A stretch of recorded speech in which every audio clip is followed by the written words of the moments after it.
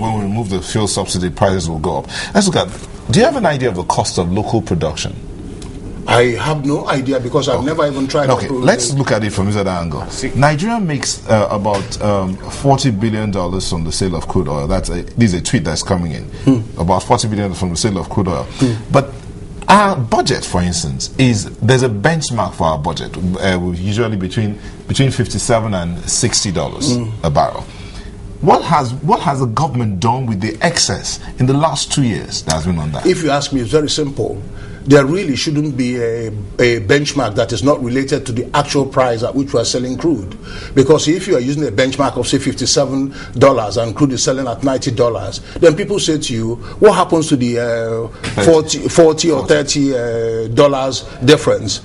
To accrue it into a fund where you say, this is excess crude, it really drives me crazy. It isn't excess. We have to use a benchmark that reflects the actual amount that people are selling the crude for. And then we give a proper accounting of how this money is utilized. But if we create a situation where we say this is the benchmark and this is the excess crude, and then from time to time we split the money and say, well, you governors, please take this as an excess crude account, that is not correct. So in other words, we cannot account for what we've been for those increments in the last 2 years. I think they can account for it. I've told you that they can account for it in terms of excess crude disbursements that they give to the state governments. But what we're saying is that is not the correct way to do it. Okay. That the best thing to do is to take a full account or use a benchmark that is very close to the actual price. Okay. Yes. But now, assuming we are able to, if government can sit down and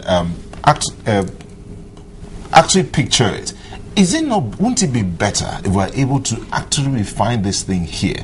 Why won't government take whatever, if the subsidy must be removed, what about putting it back into refineries, giving it into investor hands and let it be used to build refineries? Won't that make a difference? Wouldn't it make life a lot better? Yes, in theory it would make a difference, but you see, you keep on arguing back and forth and sometimes you contradict yourself. You want government to take out the money and to reinvest it. We're saying that it's not really a useful thing for government to be involved in these businesses. That is why we have refineries that are there and they are not working. We want to create the enabling environment for private sector businessmen to bring in resources. When I say government should reinvest it, reinvest in areas of education, reinvest in the areas of welfare, reinvest in the areas of health. Would that be the plan of government? Well, certainly, I mean, government is not really going to bring the money and accrue it so that it can put it in its pocket. It needs the money to execute its programs. Because that's what and people its are programs, thinking, that is government going to put it in its pocket. Well, for what? What is government going to put the money in the pocket for? Government needs the money to be able to execute its welfare programs for the people. And this is what you keep on saying. We want to have the enabling regulatory environment that would allow wealth to be brought from outside rather than actually concentrating on the money that is here. If we create a situation where people can actually have access to, or there is no intervention in terms of the volumes that you can produce and the price at which you can produce it, private sector money from outside will come in and they will establish refineries. Now, if we have a situation where you did not have to transport the crude from here to foreign refineries and then transport the finished products back, definitely there's going to be a cost benefit to local consumers, because if you then present them with a price for buying petroleum products, you say, well, you got the crude from our shores, you didn't transport it anywhere, and you didn't bring it back, and the economics and the numbers will be available for people to tackle. Does NNPC have a hand in all of this? Pardon? NNPC. Well, NNPC has a hand in a lot of things, and really and truly speaking, they do have a hand in a lot of things. Yeah, because I'm actually interested in how did the fuel subsidy, I'm sure when government when government started fuel subsidy, I'm sure they started with the noblest of intentions to actually help the masses, to alleviate or ameliorate their sufferings, as it were. How did it get misapplied? How did what get misapplied? How did the fuel subsidy, how did it get misapplied? No, what we're saying is not really the misapplication. That is only one part of it. What we're questioning now is whether or not the subsidy should be in place. The misapplication of subsidy arises. I could give you an example. For instance, you have marketers who have investments in infrastructure for marketing and distributing petroleum products.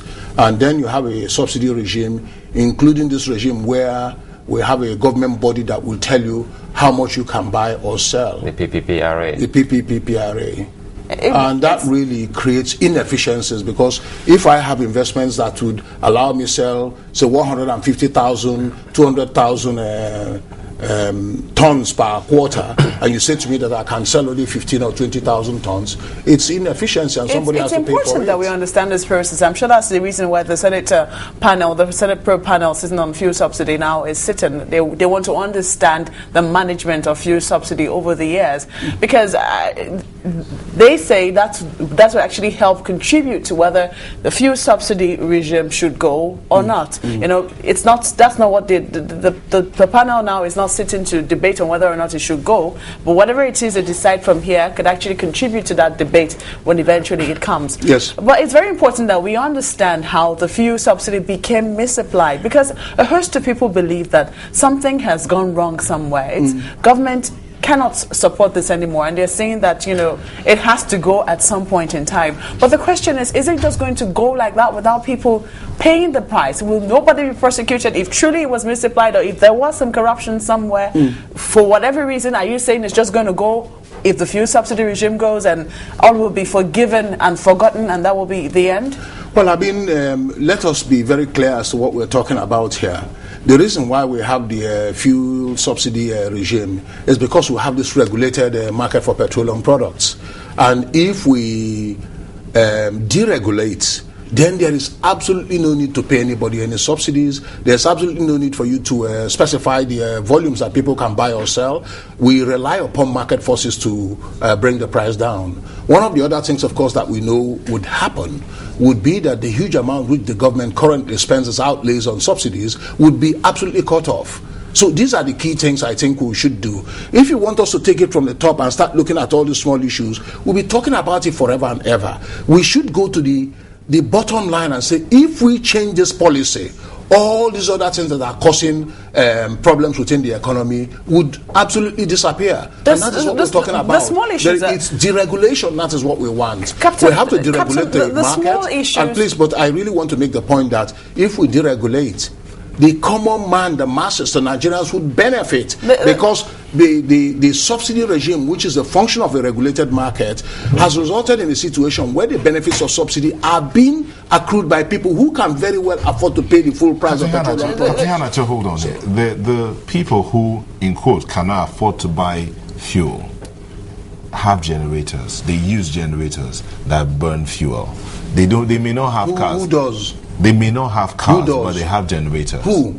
The people you say are the masses. The masses don't really have generators. They have generators.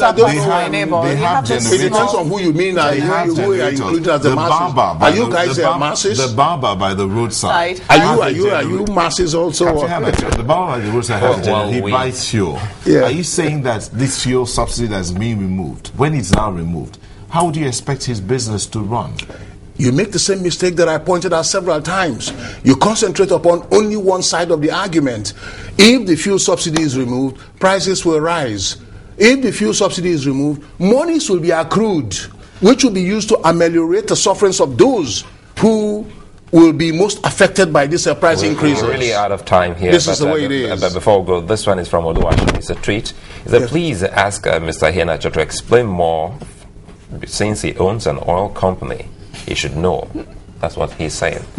Oluwaseun. To explain more on this subsidy removal, there's it at the Twitter there, that maybe he still hasn't even gotten the whole details of what you're saying. But again, in trying to explain that before we leave, will this removal kill NNPC? Because people are worried that we shouldn't kill NNPC the way every other government agency or private sector has gone down.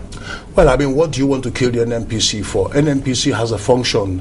If there is a need for us to re-engineer the way the corporation operates, then we have to look at those things. So if we use one word, say kill the NNPC, kill this corporation, what are we going to kill the NNPC for? NNPC has had a role that it played traditionally. Over time, some of those roles have veered into areas where we think that it ought not to go. It is something that is under constant review. What is the best role for the NNPC in the current circumstances? What should it be doing? what should it not be doing? So if there's a need for us to restructure and to re-engineer the corporation, then those proposals will be put to government, who would be in a position to look at those things. So in closing, the Nigerian public won't suffer at the end of the day. We certainly want to have... There needs to be reassured. Yeah, absolutely. We certainly want to have a situation where the Nigerian masses benefit fully from the resources that God, in His infinite wisdom, put underneath our soil. We cannot have a situation where we sit down and we have a regime that we have put there historically. We cannot change it when we are actually in a position to sell this oil and make more money and really provide all the best things for our people. So I think that really we have to consider, deregulation is the answer to all of these issues. If we deregulate, of course prices will spike, but as prices are rising, you are also taking out resources that we are misapplying elsewhere and bringing it into the domain of the public, so that even the common man and their spokespersons can sit down and look at this thing and say, this is what I want, buy me some schools, buy me some roads, buy me good health. And when you look at it on balance, it could well be the case that over any given time, this is how much you have suffered in terms of price rises. Right. This is how much you have absolutely benefited from in terms of additional welfare things that could be bought from the savings on subsidy.